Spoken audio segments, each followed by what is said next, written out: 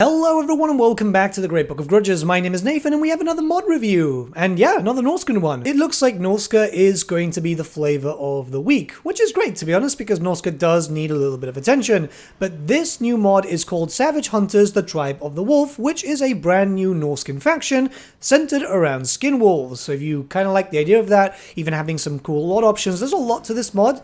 So yeah, we're going to talk about this, and apologies for being late today. I had some family stuff to deal with. But with all that being said, let's start looking towards the faction effects. So, recruit Skinwolf pack lords to lead your armies across the world. Radolf, that's your legendary lord, and his pack lords have access to unique hunting journey targets. Defeat armies with specific enemies to unlock powerful buffs for the lord or their army. We'll talk about that a little bit later. Skinwolf pack lords have access to mobile hunting camps which provide limited recruitment options and unlock improvements for their army in both campaign and battle. Upkeep minus 20% for Skinwolves, Norscan Ice Wolves, and Norscan Warhounds for all armies. Melee attack plus 5 for Skinwolf, Norscan Ice Wolves, and Norscan Warhound units for all armies once again. And if we go to the Lord effects, this is for your legendary lord, we have the following. Leadership plus 12 for all Skinwolf units in Lord's army, that's actually going to make them quite useful. Weapon strength plus 10% for Skinwolf, Norscan Wolves, and Norscan Warhound units in Lord's army. And finally, Vanguard deployment for Norscan Ice Wolves in Lord's army. Quite the pretty good bonus there, because you want them to be able to snipe out the enemy, you know, capture some locations if you need to. Yeah, I'm quite a big fan of this. So as you can imagine, you're going to be focusing a lot on doggos and stuff, but it's going to change up your playstyle, that's definitely for sure.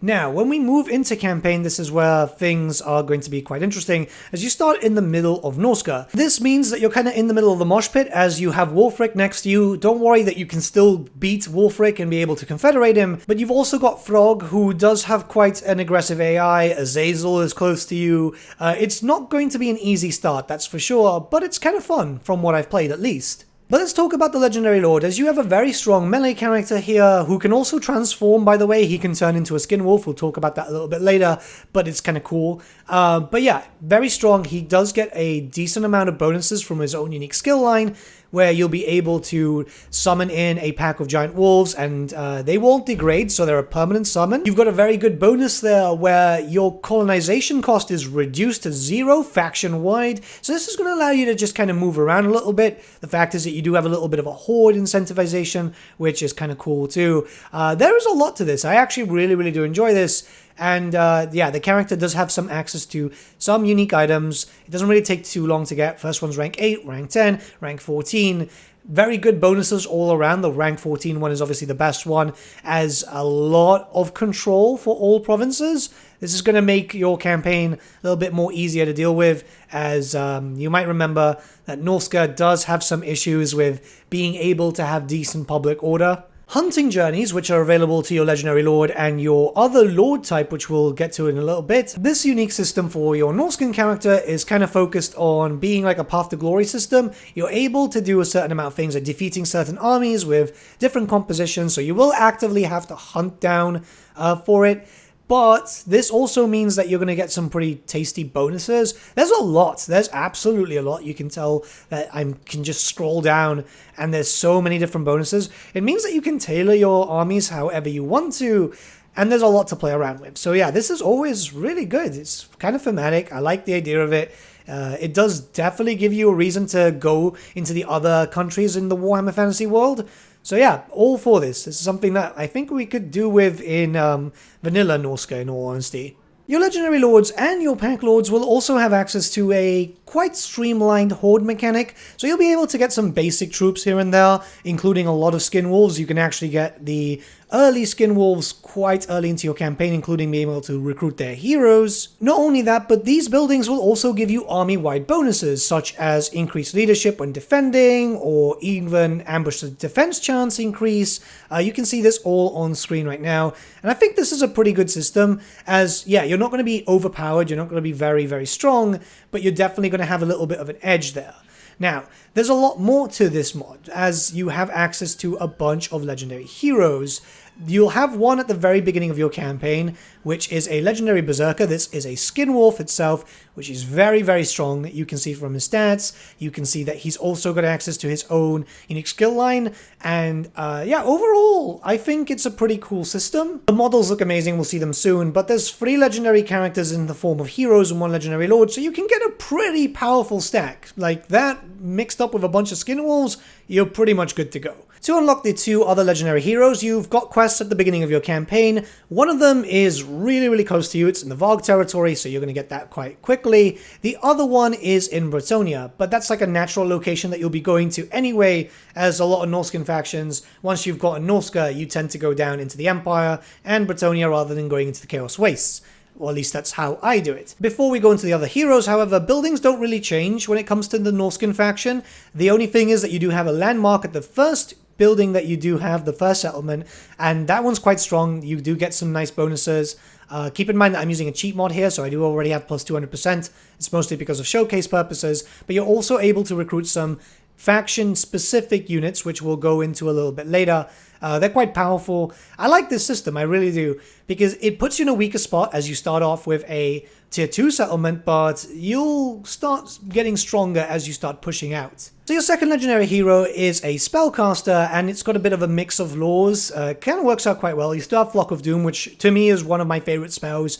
Quite good spells overall, quite a decent amount of damage. Again, you just get this by going to a location, which is the one in the Valk territory, so it's super, super quick to get him, especially if you want like a named spellcaster. The character can also be quite useful to keep in your areas as extra control, extra growth in your local province, just general good bonuses, being able to summon some stuff too, like for example another pack of giant wolves. I mean, yeah, if you like dogs, this is definitely going to be the faction for you to play around with. You don't have to play with this faction, you can easily confederate them, but I kind of like the system as it makes it a little bit more unique. I'm hoping in the future when we do eventually see a Norska rework, we will see some sort of uniqueness to all the factions, because right now everything does feel a little bit samey. Thankfully mods have been kind of fixing that though. We've got a lot of really cool mods when it comes to the Norskans now. The last legendary hero you'll have to go to border low, but it's kind of worth it because I think she might be the best one of them all. Not only by ability standard, but also animations too, and we'll see that soon. But yeah, this is a range character. You've got some pretty good bonuses overall, being able to fire. There's also some summons there too, but in general, this is the skirmish character that you kind of want. Like, stats all around are pretty good. She's very good at melee. She's very, very good at melee. But being able to harass the enemy, being able to point at stuff and snipe them out, I really do like this character. I think this is probably the best one. Very good bonuses towards your armies too. Very powerful bonuses like increasing their melee defense with melee attack, leadership, and ward save. That's at the last end of her unique skill line. So you want all the heroes together in the same army just to get them really buffed up and have this mega kind of dream team of a army, which that's how I've been playing myself. I've been playing a little bit of it recently and I've been quite enjoying it. When we go to the generic army, this is the Skinwolf Pack Lord, and as far as I've seen, they're not limited, so you can have as many as you want, as long as obviously they're in the recruitment pool. And yeah, very powerful. They've got kind of similar effects to that of the Doom Balls and so on, where you can pick if they want them more melee focused or more defensively focused.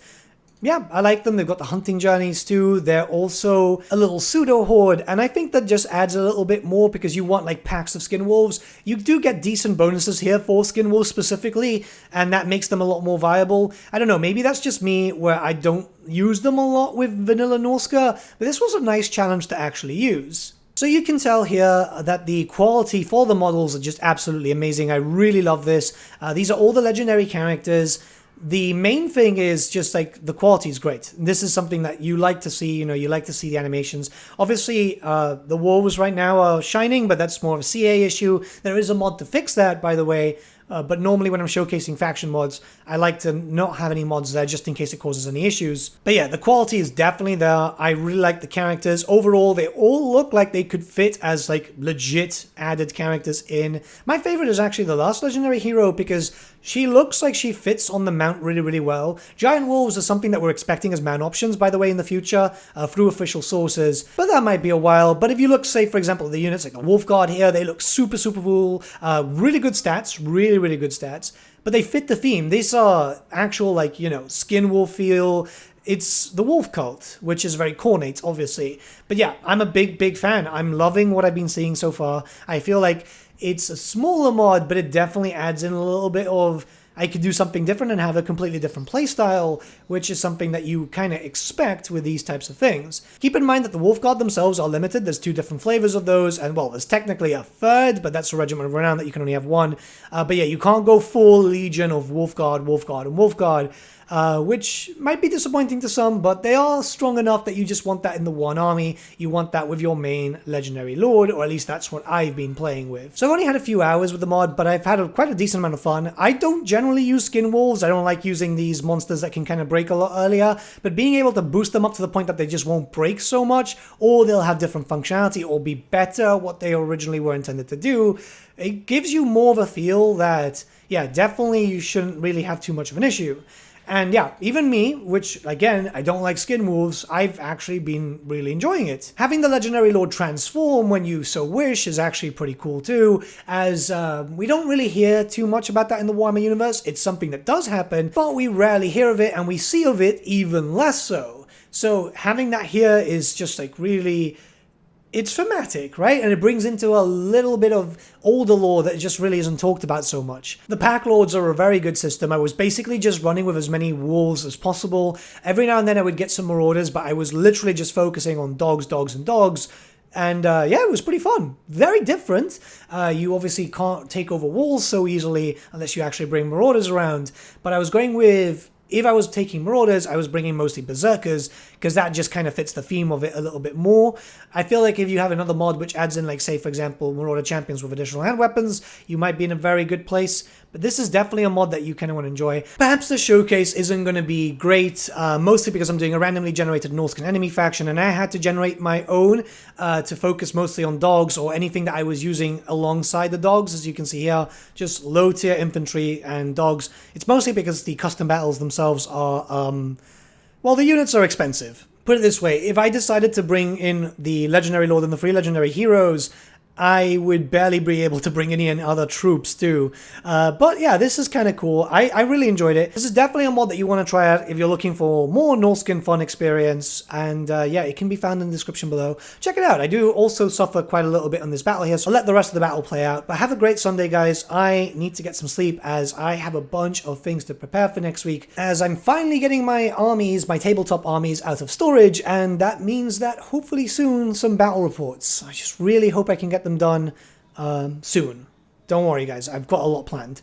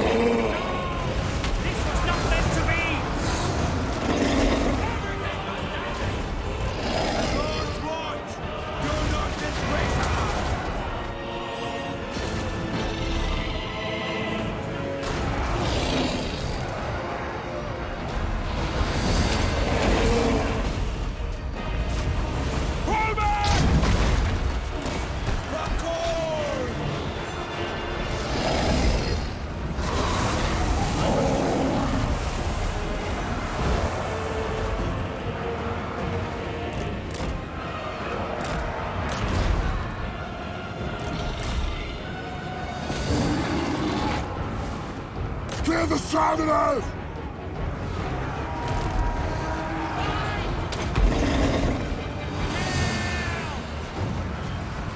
Chaos Marauders! For chaos!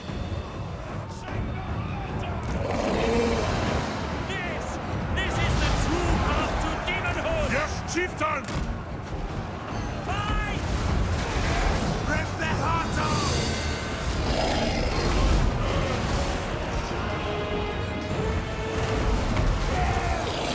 Break their screams! For chaos! Hostage deserters!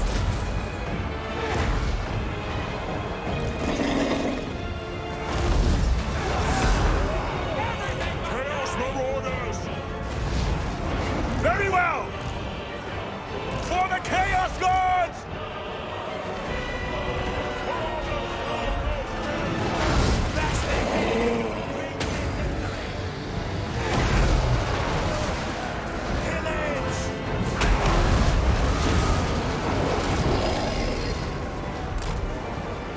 Chaos Marauders!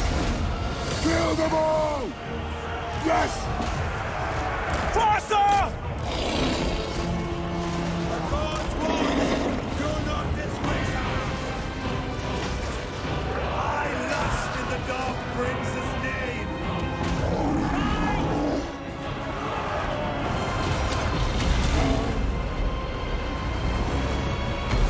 Chaos Marauders!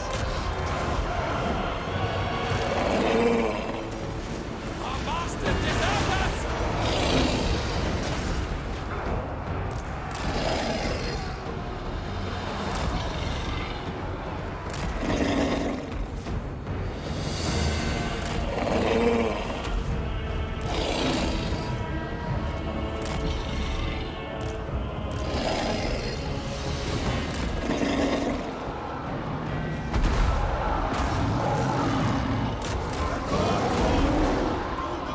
Your will! That's what the Masters bid!